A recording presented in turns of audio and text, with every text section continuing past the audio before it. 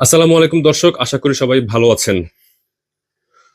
ভালো বলতে আসলে আপনারা জানেন যে সংযুক্ত আরব আমিরাতের বেশ সব জায়গাতে বলতে গেলে বেশ কিছু প্রদেশে এখনো পর্যন্ত পানি জমা রয়েছে। প্রচুর বৃষ্টিপাত হয়েছে এই বেশ কয়েকদিন বলতে গেলে।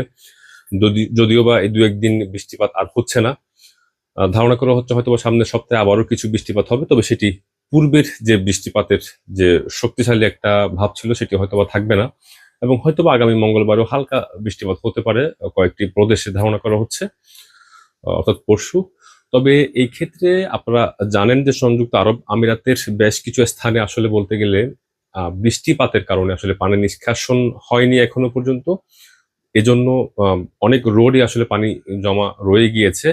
অনেক স্থানে আসলে পানি সরেও গিয়েছে বা নিজের কর্তৃপক্ষ এটা পানি নিষ্কাশনের ব্যবস্থা করেছে। অনেক জায়গায় আগে তো ব্যবস্থা ছিল না, এটা পানি নিষ্কাশন অটোমেটিক্যালি অনেক জায়গায় হয়ে গিয়েছে। অনেক জায়গায় এখনো পর্যন্ত কিন্তু হচ্ছে। বা অনেক জায়গায় কিন্তু সামনে করা হবে।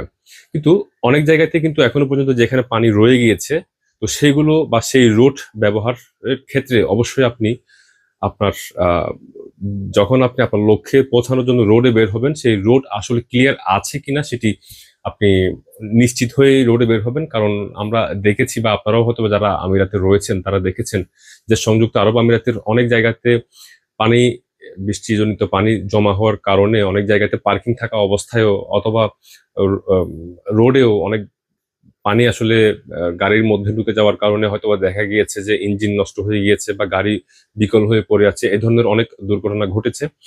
যেটি আপনারা যে সম্পর্কে অবগত আছেন এই বিষয় সম্পর্কে। তো বিষয় হচ্ছে সংযুক্ত আরব আমিরাতের শারজাহ প্রদেশে আবারও যেটি বলা হয়েছে কোন প্রকার পাবলিক পার্কিং যেগুলো রয়েছে সেগুলোতে কোন প্রকার আ ফি ধরা হবে না, অর্থাৎ ফ্রি পার্কিং রাখা হয়েছে এখনো পর্যন্ত। সেটি অবশ্যই কার্যকর থাকবে পরবর্তী ঘোষণা না দেওয়া পর্যন্ত, অথবা বর্তমান পরিস্থিতির কথা চিন্তা করেই এই ঘোষণাটি দিয়েছে শারজাহ কর্তৃপক্ষ।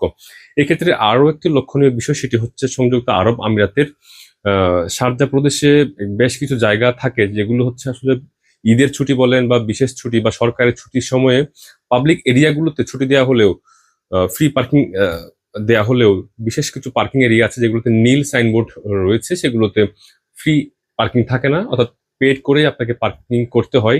তো সে এরিয়াগুলোতেও কিন্তু বর্তমান সময়ে একদমই ফ্রি রাখা হয়েছে। শারজাহ সেটি ঘোষণা করেছে শারজাহ কর্তৃপক্ষ। পুরো শারজাহতে আসলে ফ্রি রাখা হয়েছে।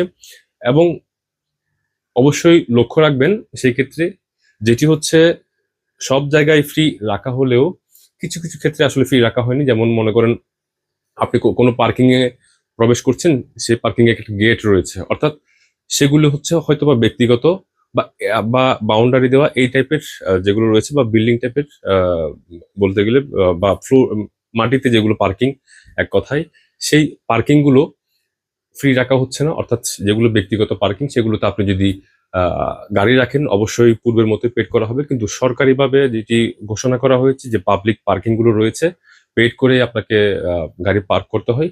সেগুলোতে এখন আর আপনাকে পেড করতে হবে না। সেটি অবশ্যই পরবর্তী ঘোষণা না দেওয়া পর্যন্ত সেটি কার্যকর থাকবে। ভালো থাকবেন, সুস্থ থাকবেন। আসসালামু আলাইকুম।